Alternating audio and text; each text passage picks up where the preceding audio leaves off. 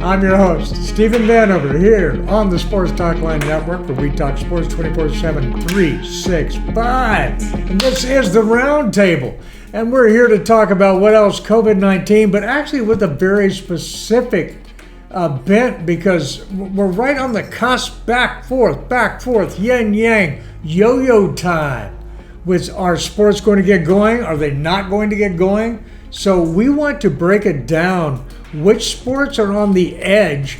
Which sports maybe won't make it back this season, their season, this year, however you want to word it? And which sports have the best approach or chance to reach out and say, yo, sports are back right here, right now? And why are they, and why are they not? Joshua, thank you so much for being here.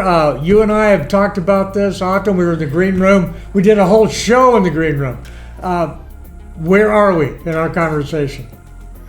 Yes, we did a whole show in the green room where we're trying to prep and figure this thing out, because they got the two most useless technological people trying to run their own shows right here. Normally we have the help of all of our wonderful producers and all that, but like I said, we couldn't hook up the fax machine. We couldn't hook up the fax machines to do this one. No, not exactly. But if we could have, it would be awesome, okay? Man, the faxes back and forth between us would have been fire.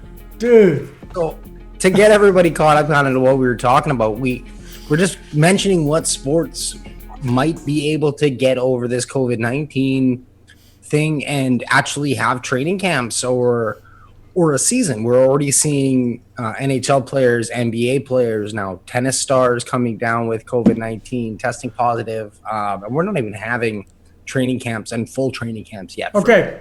Really any sport. Time out. How many is too many? Okay, let's just stop right here, because you brought up a point that we need to discuss. How many is too many? You mentioned it. Dallas Cowboys had how many players test positive? But any team, when they have X amount of players test positive, or a group of players test positive, how many is too many? Josh, do you have an answer?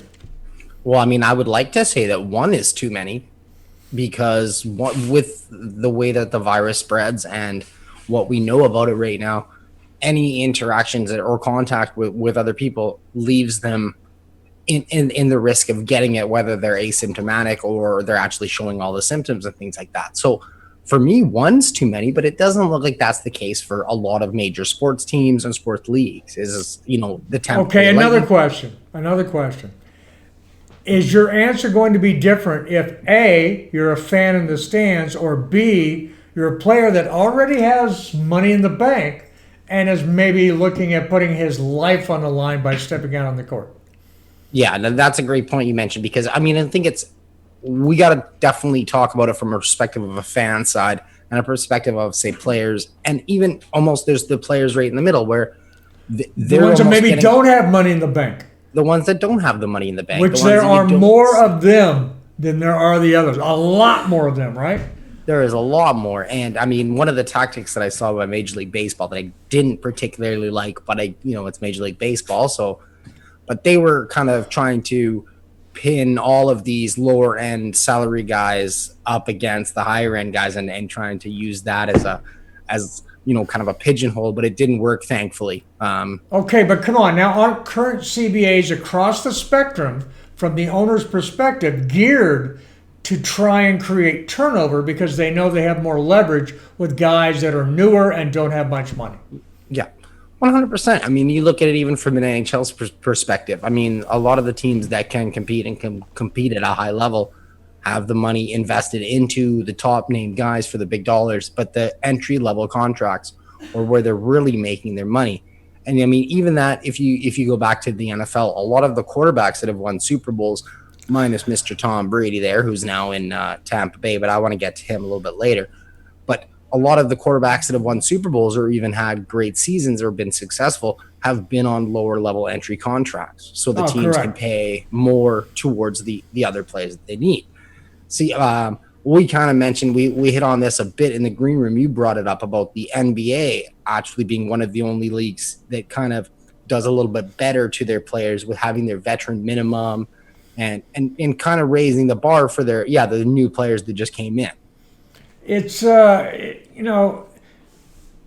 I was taught younger that a perfect compromise is one in which both sides are kind of okay, and that's the NBA right now. The owners really don't feel like they have the upper hand, and the players really don't feel like they have the upper hand, and they're both looking at each other. I'm going like, yeah, okay, that's a good deal. That they're actually working with each other at this point. It wasn't always that way. The NBA has a history. I'm not discussing that. Okay. What I'm saying is right now, if you're an NBA player that has entered into the league recently, you're in a better situation than you are even a Major League Baseball player, which is saying a lot because they have an extremely strong union. But Major League Baseball overall, I think the quality of what the union can give to the players has been going down over recent years, a steady decline. Yeah, extremely. And when you look at things like the service time that MLB players have to put into place before they can actually cash in on their first real contracts. Yeah. I mean, 400 years is a lot, isn't it? Yeah. Yeah. It is. And especially when the teams don't want to do things like I'll use Vladimir Guerrero with the Toronto Blue Jays as an example, bring him up maybe at the beginning of this season when he deserves it, as opposed to wait until later on in the season past that certain date. So, the service time rendered for that year doesn't qualify. Well, to me, the whole thing is when the money is part of the conversation as to whether or not to bring a guy up, you've already fucked up. Yeah. All right? Yeah. I mean, I'm not going to apologize for the language. That is effed. I mean, it's supposed to be about what's best for the team, what's best for the player, what's best for the sport. You're supposed to make money around that. And there's plenty of money to make around that, in my opinion. And when you don't do that, I have issue with it. Yeah, and you said as a compromise. A compromise is when both parties look at it and go, we had to give up a little bit, but it's gonna benefit us in the long term. And what we're seeing, especially with COVID-19 kind of bringing it to the forefront, is a lot of extremely greedy parties on both sides. Because I don't want to just say that the owners are being the ones that are being greedy. There's a lot of players who they've just been greedy the longest. That has to be acknowledged. Yeah. Has to be acknowledged. It's out there. But it doesn't mean they're the only ones being stupid right now, does it?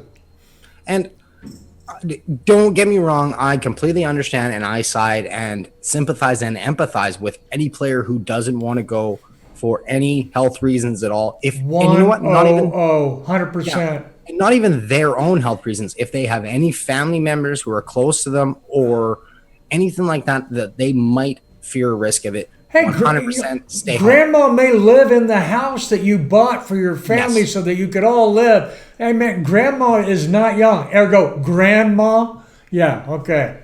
We make money off sports, but I'm saying right now, there's a lot more stuff bigger than sports, and it's more important. So if you need to stay home, if you have health concerns or anything like that, 100%, I'm backing for you.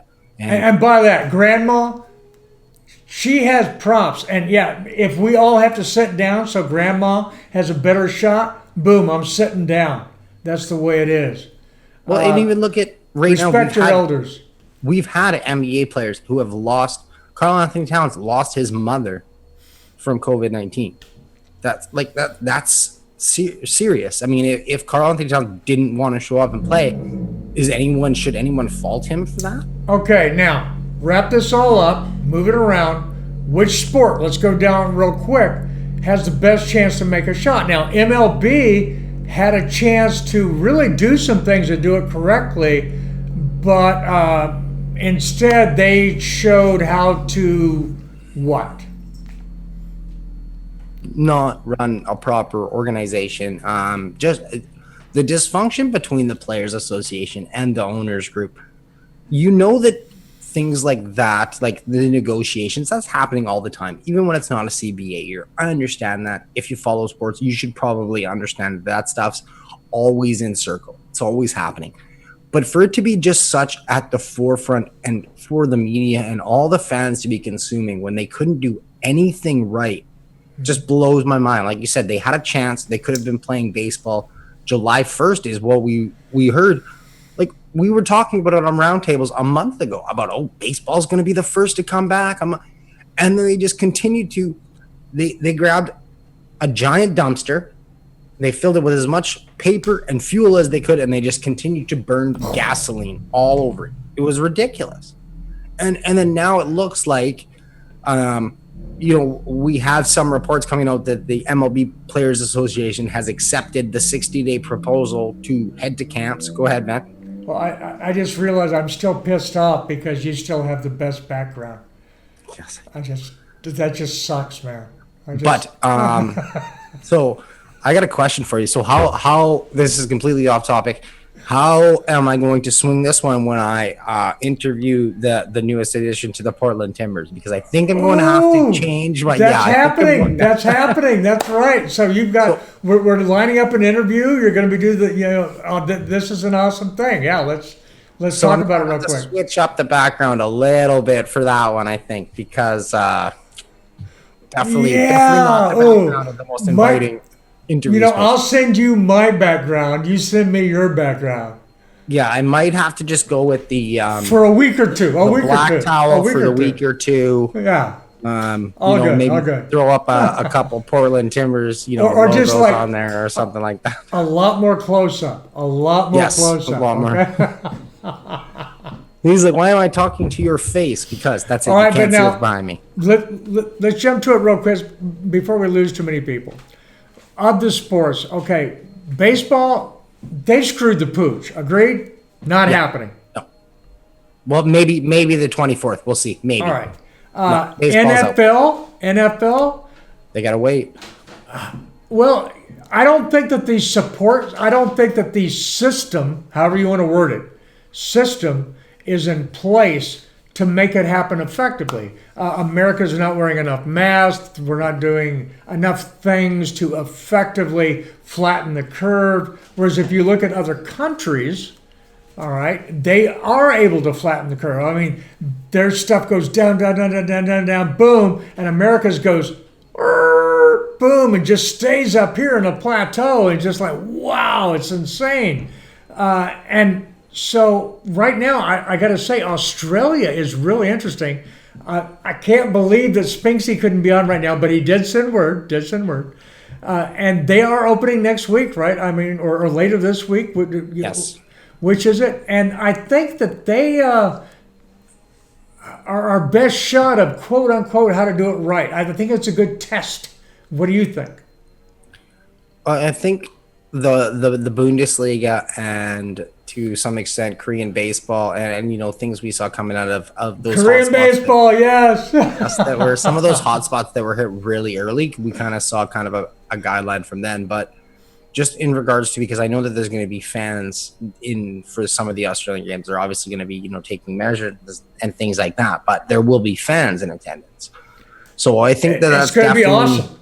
It's going to be a blueprint for things like the NFL, who have really gone out publicly and said, no, we want fans. We're going to have fans there.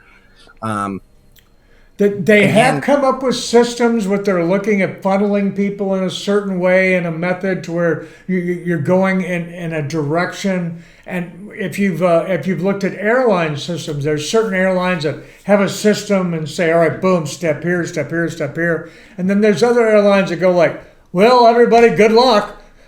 And it's not good with them. So I think it all depends on implementation, man. I think so too. So I mean, like you said, I mean, we're talking about sports getting back, which one's sooner? So obviously, NFL, they're going to have to wait just because their season isn't necessarily start until September kind of deal. But in regards to like MLS soccer, who are scheduled to come back July 8th and start on the 9th and 10th in Orlando, there is some real skepticism about that. Like, that's just over 2 weeks away. First of all, it's going to be in Florida, which is horrible. Florida is one of the most horrible places to try and implement anything, unless the fact is you just want to implement it. And that's, I mean, so if we were talking about the NHL and the NBA, because they have such high revenue TV dealerships, and they need to hit a certain gate mark. Otherwise, they're going to be owing, ESPN and Sportsnet and Rogers a lot of money. So that, there's some financial decisions behind that. But for MLS, surprise, surprise, it's driven by money. As I look at the bell symbol on the back of this, on the front of this Whitecaps jersey, they're not the Bell Whitecaps. But seriously, I think the NFL has a chance, but I think the NFL is also going to be the first big lesson, because I don't think they're going to make it through minicamp very well without a shitload of infections. I don't even think they're going to get to minicamp, Van, to be honest. I mean, have you seen some of the stuff coming out of Tampa? Tom Brady and 12 other Tampa Bay Buccaneers people are out training and practicing together, against the recommendation. Well, the Cowboys were throwing birthday parties a month ago. So, I mean, did you see I worked the Cowboys in there again? Did you see how I did that? Okay. And it's the nature of the sport, especially it's team sports. And team sports, the best teams hang together. They're tight-knit.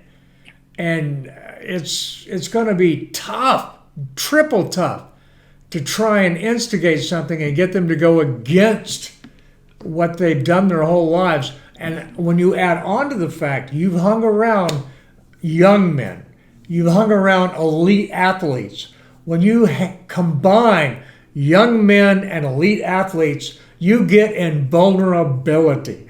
They are invulnerable to everything in their heads. Am I wrong? No, and not even young athletes. I mean, just you could use great athletes as an example, because if you look no further than, you mentioned the birthday party for the Dallas Cowboys. Oh, it hurts to say. But you mentioned the birthday party for them. I didn't say, you did. Okay. But, Novak Djokovic was holding parties in Serbia and Croatia for his tennis, for the tennis being They had the soccer guys having a sex party, dude. Yeah. And then they're wondering, and then Novak Djokovic tests positive, and they're wondering why. And they go, he was on Twitter, he was making fun of it, saying it's nothing serious or anything like that. All right. So basically, the next sport coming up after the NFL, which I actually think that the NFL is going to be a failed attempt at a comeback at sports. I agree. Yeah. All right. Just because of the nature of the sport. I mean, they're in constant contact with each other. If it was doubles tennis, 50-50. But this is football, man. This is not doubles tennis. Okay. So for reference point on that, for the WTA and the Pro Tennis Tour that they've opened up and they're going to start again in August, they've actually limited the doubles events because they've noticed they're like, wait, that's going to be a bad thing. You're within 6 feet of each other. See, instead of across from each other, and you're expelling the droplets. But see, the problem is the focus there is on the athletes. The problem isn't really the athletes of these events. It's the production crews. And not even the production. They ride around in these little rooms and events. They're side by side. And then when you throw in fans, oh my goodness. Okay, you know what? If we're going to talk NFL, even getting back in the season, you can throw away fans. You're not going to go back and see your favorite team. After them. But I think NBA in the U.S. has a shot at doing it right. I think so because of the Orlando bubble thing. And I know the cases in Orlando are just ridiculous. They're through the roof. We mentioned it already. But the way that they're going to do it, I don't know if anybody knows where the Orlando ESPN Disney Sports amazing complex is. It's like a minute and a half away from an airport. These people are coming in on private jets. They're going right into the bubble. The thing that kind of concerns me, and my only question about the NBA, is outer staff. So things like hotel staff, things like restaurant staff. It's always the buzz things. Okay, can you maintain that? Because and that is always the issue. I mean, the porn industry tried this back when when HIV came out. They said, okay, look, as long as everybody only screws each other, we're good. And that worked for I think about a couple months, something like that. and then all of a sudden somebody screwed somebody that wasn't somebody else, and then it just it didn't work. So once you have a hole in the dike, so to speak, and no pun on the what a court beautiful, what a beautiful. Thank you. That was well done. Yeah. Then that's what it is, and of course that's what we're looking at now. Ultimately, you're going to get certain people, and they're already out there talking about it, saying, well, yes, it's the same thing. We all worry about flu, and players play with flu. This is not the flu. Shut the fuck up. Can we just stop that conversation? Yes, thank you. We are both, nor me or Van are doctors, but we are smart enough to know that we're not smart enough to know about this stuff. So we listen to I'm smart enough to know I'm not smart enough. I totally agree with that. Yes, and so am I. And guess what? So I listen to, luckily in BC, we've been lucky enough to have Dr. Bonnie Henry. We have under 2,500. I'm going to listen to medical professionals. Yes, so am I. And, even when the NFL professionals, they've specifically gone to the NFL people and people like Tom Brady and the Tampa Bay Bucks and said, guys, do not work out right now. You're not in a control. It's not time. We understand what you're wanting to do, but no. Wait till training camp. Once you're in training camp, things will be controlled. Oh, it's tough. So, like I said, NBA, I think, will have the best chance at it. Although I'm hearing the rumbles about the MLS, it does sound like they're going to head down there and do it. All right, soccer. Let's just break it down here. Oh, man. I have a lot of hope for soccer, and specifically because I think there's a lot of leagues and stuff that play in countries that have enough discipline and belief in their government and social institutions to do good things. But what I don't have belief in, correct me if I'm wrong, I don't have belief in soccer players. They're just as idiotic as American athletes. They're fucking stupid. Yeah, you've seen it a bit in the English Premier League, and I think you're going to see it more with, they were kind of talking about Arsenal and as an example, and they're not playing for anything. They might not even make it to the Europa League this year. Arsenal, yeah. So, so Aubameyang, he's gone. He's going to be what motivation does he have to follow all these procedures that are paying for him? What? For this club, just for the club. It's not, he knows he's not going to be there next year. He's not going to be there in August when they start Champions League stuff. And he's horny. No. So and what's this? These are European soccer players. Holy smokes. If you don't know how many times Cristiano Ronaldo, my favorite European soccer player, has been second best player in the world, I might say. I will no. He is the GOAT. He is the number one. I'm talking to Lionel Messi fan every time. Oh, you guys, Dallas Cowboys, Lionel Messi. Okay, but if you don't know how many times he's been charged for sexual harassment or sued by some stripper in Vegas, we had one last year. And he's like, no, I paid you $500,000. You weren't a stripper. You were a hooker. And so if you don't know about these guys, they don't really want to be in a bubble. They want to be in their bubble. They want to be in their bubble. And their bubble, it's fluid. Okay, so the only thing that I'll give the MLS is it's a lot more of what I've noticed. It's a lot more of a family-driven league. A lot of the guys are because it's Oh yeah, less money. When you have players that aren't billionaires, it really helps. It really helps. Okay. Yeah. So instead, I don't think they'll be dropping those bottles. So Van, I want to get your take on it. I don't know if you heard this, but the NBA has their hotline. So they're gonna have the hotline that you can phone if you see one of these NBA players breaking social distancing protocols.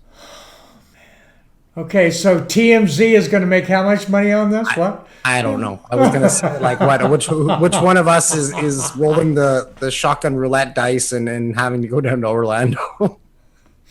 This will take how long? Oh my goodness. So I don't know if they expect, because from what I understood, aren't they supposed to be quarantined in a bubble? So who's going to be ratting on them? What flashes to my mind? What it's like what happens when they have these ultra secret political meetings on one side or the other. It doesn't matter. I'm not saying it's the right thing or left thing, just ultra secret. And they'll have some big time political guy get up there and make a speech where he says things that he would never say out in public normally. I guarantee you that shit makes it out, right? Somebody records that, it puts it out on the internet. This is no different. That's just the way it goes down. So, I mean, you're absolutely 100% correct. This is the way that a majority, not all, by no means all, there's like 2 maybe that don't, okay? 3, not 2, it's only 2. All right, but I mean, it's a different world up there. There's so much money, man. There's so much privilege. And then also, when you are that good and when you are that driven, it's not a matter of just having the talent, the physical talent to be that good. You have to have the mental makeup to be that good. And that doesn't necessarily make you what we would consider out here a nice citizen, okay? It doesn't always equate. Matter of fact, it very rarely equates. Doesn't mean they're not great guys to hang out, say hello, whatever. But I'm guarantee you right now, Michael Jordan is not cuddly. No, I don't know if anybody watched the Last Dance documentary, but there was some stuff dropped in that you, like, I mean, if you didn't already know that behind the scenes that stuff was happening, well, it hasn't stopped. It's just probably they're just a little bit better at covering it up, and they're all doing it, so that kind of helps. Back in the day, there would be, a woman screaming as she's running down the center aisle of the train to the press car, and then Babe Ruth's running behind her, and the press guy's looking down, and they look back down and just keep on playing cards. You didn't write about it. Okay, just. But it happened back then. I just want to bring up here that the reference you just brought up was about Babe Ruth, train cars, and media writing. He just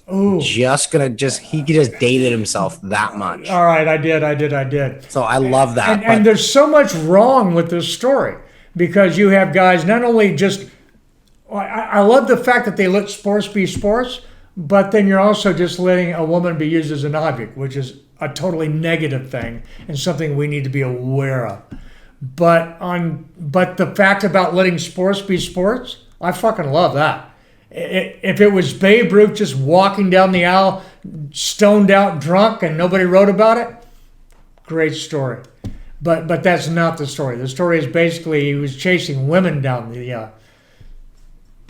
Well, do you think? I mean, like with the time that what we're seeing. I mean, you're down in the States. You're in LA. You're a lot more involved in it down there than I am up here in Canada. Obviously, we still have our movements, and there's a lot of protests and things like that. A lot of social unrest. But do you think that a lot of the athletes and stuff are going to try and use their platforms for even more change? Because I mean, we're already kind of seeing it. So far, they are. The only one that I can say 100% will continue to do it is Colin Kaepernick.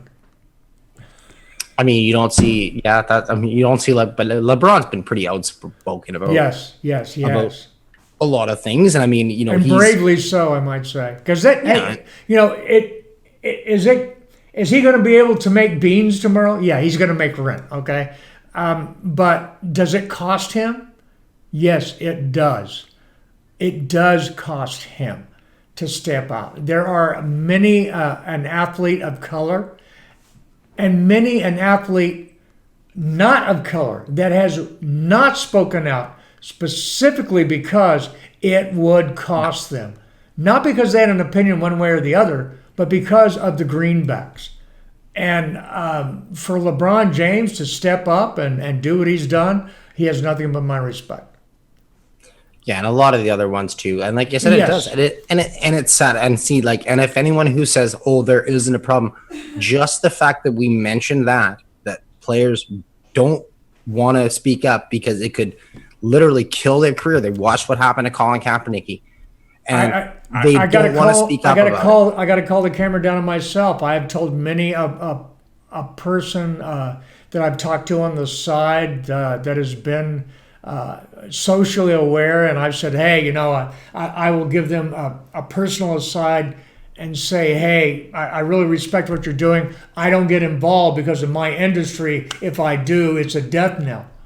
And they would respond like, oh, well, yeah, I totally understand that. You're absolutely 100 sports industry. If you come up one way or the other, it's, forget it. But I hid behind that for so many years. And I'm not doing it anymore. Well, and I think a lot of people did. I mean, I definitely, through all of this, took a really hard look and talked to a lot of people in my life that I knew that are people of color and who have dealt with things like this. I had an African American Canadian football coach growing up who actually is also a police officer for the RCMP, and I reached out to him and he gave me some great perspective. I mean, like, just have you ever been afraid to phone the police? I said no. And he's like, well, there you go. That's it. Oh, that explains it. That's just short and sweet of it, isn't it? Short and sweet of it. So, I mean, I just wanted to bring that up because, we kind of got on that topic a bit. But in regards to sports coming back, I think we're going to get soccer first, MLS, which means. Yeah, I think so. We get real football.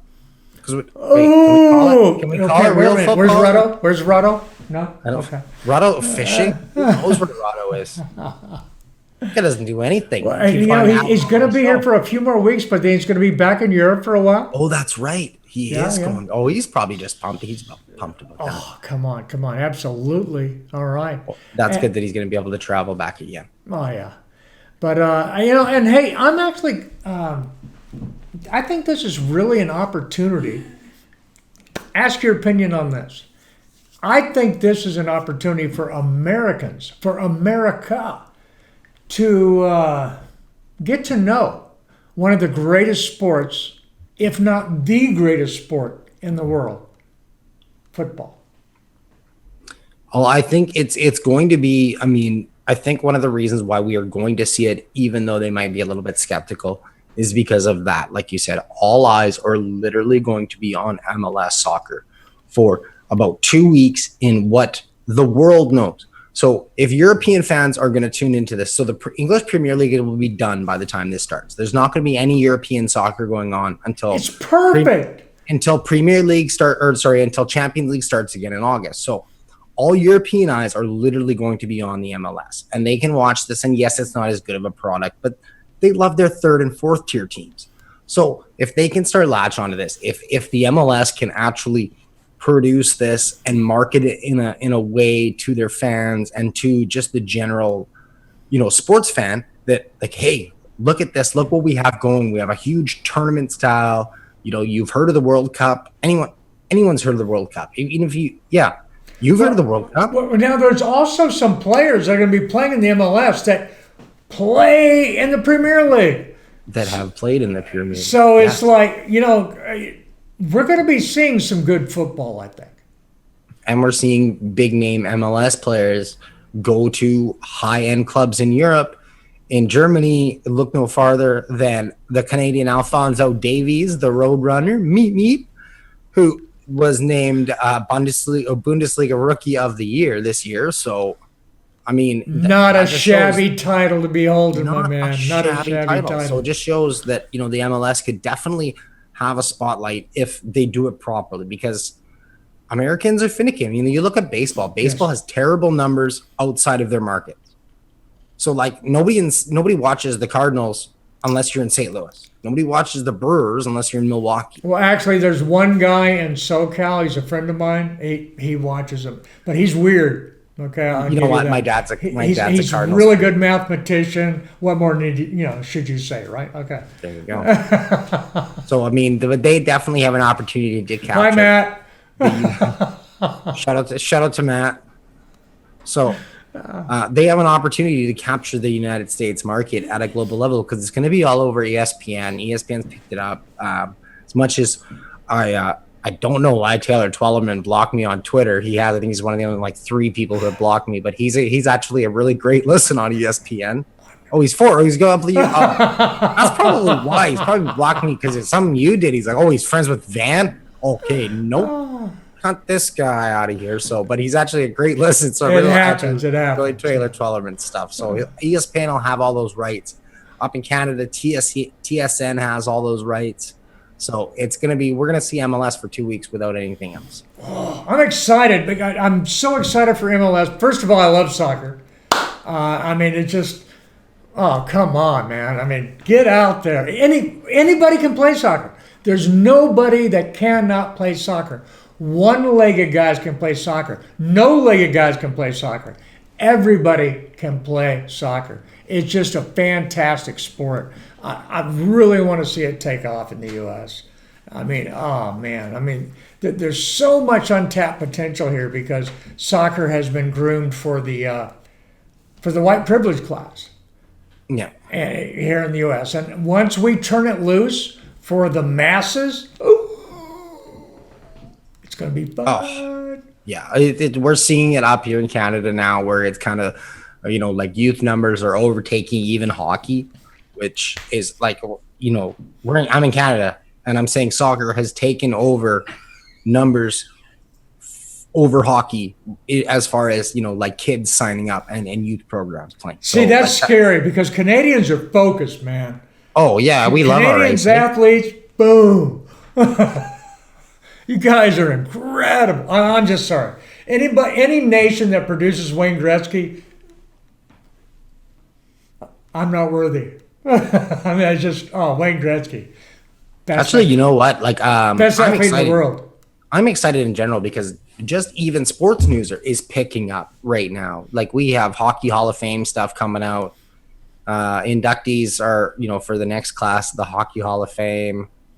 So there'll be some good races in that. The NHL is going to name all their awards. Let's actually tie this up talking about hockey a little bit because that's a sport that I'm really worried about, and here's why: is because to me personally, but I've talked with a lot of other people that feel like I do, and that hockey on TV is like, okay, yeah, I'll definitely watch the Stanley Cup, but I'll go to a live game. Oh yeah, man, hockey live. That's an experience. I mean, the energy level, everything that's going on, but social distancing in hockey games. Oh wow. I will agree 100%. They don't do a good enough job with the presentation of the broadcast for hockey, but I would say that it's probably the hardest one. I don't think you can. I don't think it's a matter of they don't do good enough. I don't think you can do it good enough. But you the difference when you put the NFL crew on there, it's just not going to come across. No, but when you go to a game, like you said, when you see how big those players are, when they crash into the boards and that whole feel it, man. You feel it. It's cold there, but then when everything picks up with the fans, it gets warm. You're taking off your sweater. The size of the stadiums are incredibly important, I think, because they're not too big. No. You're looking at Chicago and Montreal. I think are the only ones that are up in 24,000. Yeah. There's only 6 that are over 20,000. Yeah, but those fans don't sit on their hands, so it's okay. No, so you get some exciting times, and too, just like the atmosphere, like you said, it's different, and it is totally different. So when the NHL gets back, we're not going to have fans, and I think that one of the things they're going to be trying to do is things like the sound of the ice, like the sound of a player's skates, like when he makes a fresh cut, or the sound of a pass, or the sound of somebody slamming against the board. That's exciting. Those are the things they're going to amplify. They're not going to be pumping in fake crowd noise. They're going to be amplifying aspects of the game. Or you could just have Will Ferrell call the game. Oh, wait, Will Ferrell and Snoop Dogg. Dude. Oh. I would listen to that. Did you hear Snoop Dogg's calls about the LA games? I love those. It's like, incredible. Goes into the corner for shizzle. It's like, are you kidding me? And then Snoop actually knows he's a huge hockey fan. Mike Myers too. Mike Myers. Yes, he's a Canadian, but he's a huge Leafs fan. So. But he knows what he's talking about. Okay. Yes, he does. All right, so. It's fun. It's fun. Well, hey, for everybody listening, we want to know what you think about the sports, COVID-19, which one's coming back, Put some comments down below. Give us some ideas on some subjects coming up for the next few weeks while we're waiting for real sports. But really, we're just weeks away, aren't we, Josh? We're just weeks away. We're in countdown mode now. There's training camps coming back. It's going to get exciting. It's going to get busy, and hopefully, fingers crossed, they are able to do it safely and properly so it doesn't get canceled halfway through. Man, you just got to really hope for everybody. The fans that are looking to attend, the people that are listening to politicians instead of doctors. Please listen to medical people. Yes. Yeah, this is not a political thing. This is a medical thing. Whatever World Health Organization that you live in, if you live in Canada, if you live in the United States, listen to your doctors. If you live in the United States, listen to any other country but the United States. Well, Dr. Anthony Fauci is doing a pretty good job. True. Okay, yeah. If you can find something 6 weeks old that he put out. Yeah, I just don't think that it's being listened to as well as it should. Okay, listen to Dr. Bonnie Henry. Thank you. Yeah, let's go there. Let's go there. Okay, the closest doctor that doesn't have his head up his ass and can actually get on and actually get airtime. Okay, so that's good. That's good. And everybody, thanks so much. Be sure and hit that subscribe, hit that notify, all those great things. I think you'll notice over there, Joshua has his name. I didn't do mine properly, but you can see under his screen, it will say Joshua Griffith 0, and that's how you find him on Twitter. All right, you find me at Stephen Vanover. I failed at my job. I didn't. Oh, you had a hard enough job. You had to do the production side of things. Don't worry. Okay, I got to admit, I saw us fumbling through this shit. I was a one-legged man in an ass-kicking contest. Okay. Love that reference. Love that you had like 4 or 5 different references. I love tonight. All right, it's always a pleasure. And more importantly, it's a pleasure to be out here and be there for everyone listening. Thank you so much for showing up at the Roundtable, where the writers and content creators of Sports Talkline get together and we just talk great sports. Joshua, it's always a pleasure. Thank you, sir. Thank you for having me, as always. And until next time, listen like you play with intensity.